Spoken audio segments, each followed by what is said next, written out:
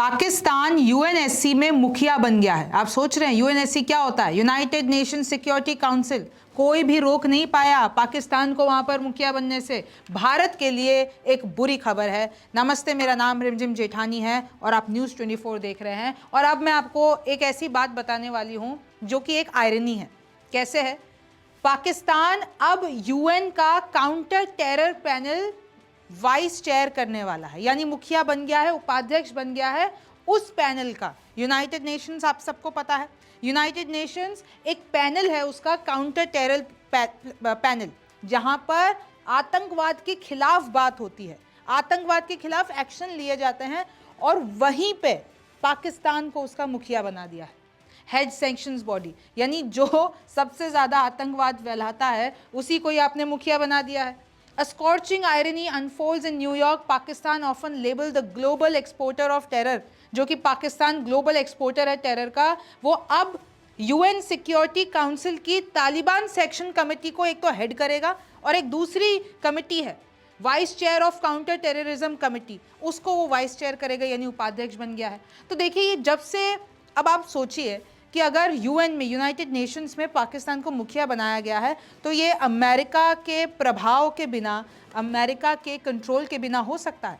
तो आप सोचिए कि कैसे अमेरिका चोरी छुपे पाकिस्तान से इश्क कर रहा है और भारत को धोखा दे रहा है। कैसे आप देख लीजिए, वर्ल्ड बैंक इस वक्त पाकिस्तान को पैसा दे रहा है, आईएमएफ पाकिस्तान को पैसा दे रहा है, इनफैक्ट अब तो एशियन डेवलपमेंट बैंक ने भी घोषणा कर दी है। तो ये सामने से सिर्फ ऐसा दिखावा हो रहा है कि भाई भारत के साथ है, इधर तो अमेरिका पूरी तरीके से पाकिस्तान की मदद करने में लगा हुआ है। A strange irony has unfolded in New York, Pakistan, जो कि एक खुद ग्लोबल एक्सपोर्टर ऑफ टेरर है, अब वो यूनाइटेड नेशन सिक्योरिटी काउंसिल की तालिबान सेक्शन कमेटी को हेड करने वाला है। और ये देखिए, it will also serve as vice chair of the council's counter terrorism committee, जो कमेटी टेररिज्म के खिलाफ लड़ती है उसका भी ये उपाध्यक्ष बन गया है। दो कमिटीज की बात हो रही है, ध्यान रखिएगा। एक जो कि है तालिबान सेक्शन कमेटी, जिसमें वो मुखिया बना है, और एक है जिसमें वो उपाध्यक्ष बना है जो कि काउंटर टेररिज्म की कमेटी है। अब आप तालिबान सेक्शन कमेटी के बारे में जान लीजिए। 1988 में इसको बनाया गया और ये रिस्पॉन्सिबल है फ्रीजिंग एसेट करने के लिए, ट्रैवल बैन लगाने के लिए, इन्फोर्सिंग आर्म एम्बार्गो लगाने के लिए, यानी जो भी तालिबान से डील करेगा, जो भी वो जो पूरा आपका इलाका है अफगानिस्तान में, आपका पूरा, अगर वो पाकिस्तान में भी या कहीं पे भी वो अगर टेररिज्म की बात तालिबान करता है, तो अगर तालिबान से जो कोई भी डील करेगा वो कमिटी उस पर सैंक्शन लगा देगी और पाकिस्तान को उसका मुखिया बनाया गया है। अब आप देख रहे हैं कैसे पाकिस्तान की पहुंच, देखिए आप इनकी डिप्लोमेसी लेवल देखिए कि इतना सब कुछ करने के बाद, खुलेआम आतंकवाद को सहारा देने के बाद भी ग्लोबल एजेंसीज पाकिस्तान पे भरोसा करती हैं। गुयाना और रशिया जो है वो वाइस चेयर होंगी, यानी गुयाना और रशिया, पाकिस्तान जिस कमेटी को हेड कर रहा है तो रशिया और गुयाना उसके उपाध्यक्ष होंगे, यानी टीम मेंबर्स होंगे।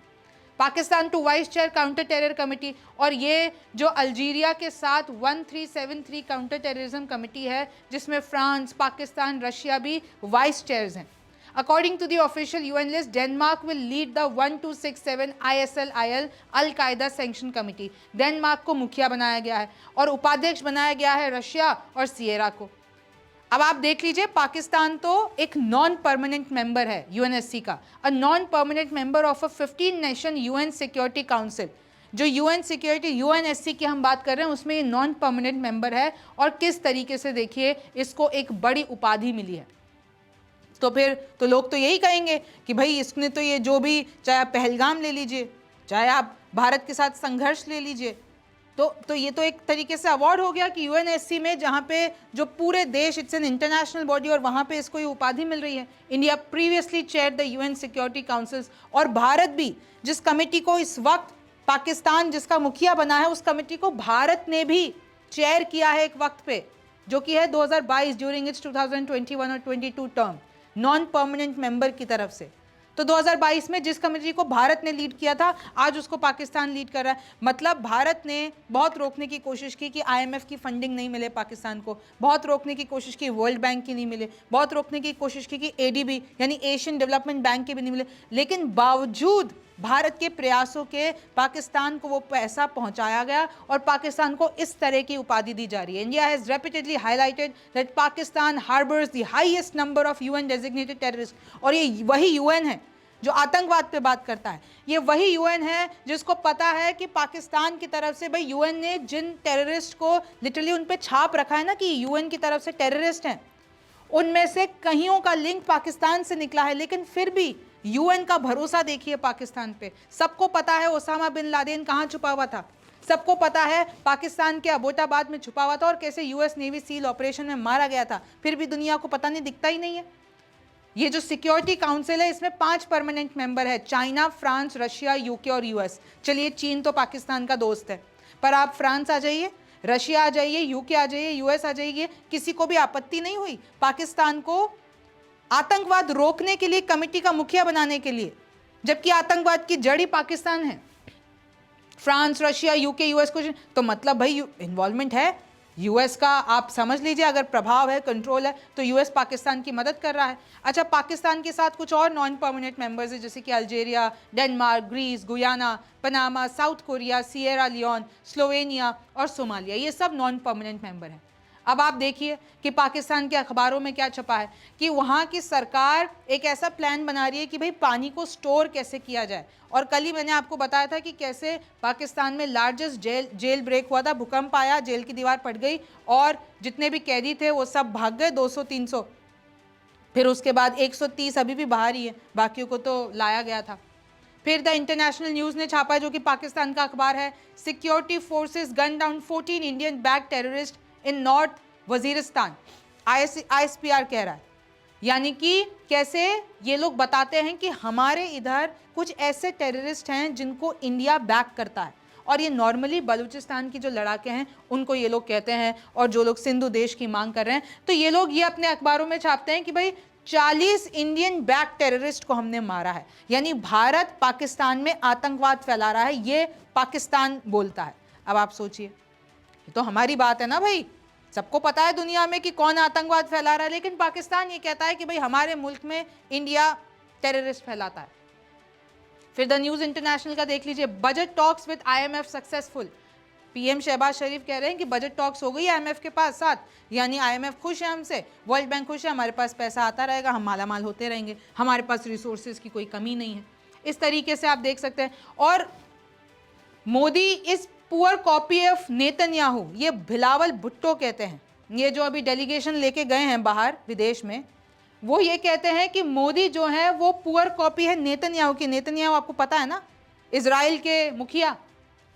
UN chief briefed on threat India poses to regional state. उधर UN चीफ ने के सामने ब्रीफ करते हैं जाके कि कैसे भारत रीजनल स्टेबिलिटी के लिए सबसे बड़ा खतरा है। उधर OIC जो कि 57 मुस्लिम देशों का एक संगठन है, उसके सामने जाके बोलते हैं कि देखिए ये भारत बहुत बड़ा खतरा है पूरे रीजन के लिए, हम तो एकदम दूध से एकदम साफ हैं, लेकिन भारत खतरा है।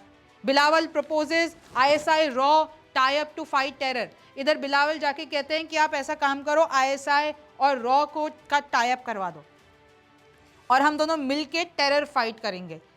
इससे बिलावल को बताइए कि ये कोई टाइगर जिंदा है मूवी नहीं चल रही है, जहाँ पर अगर आप ISI और रॉ के टाई अप की बात कर रहे हैं।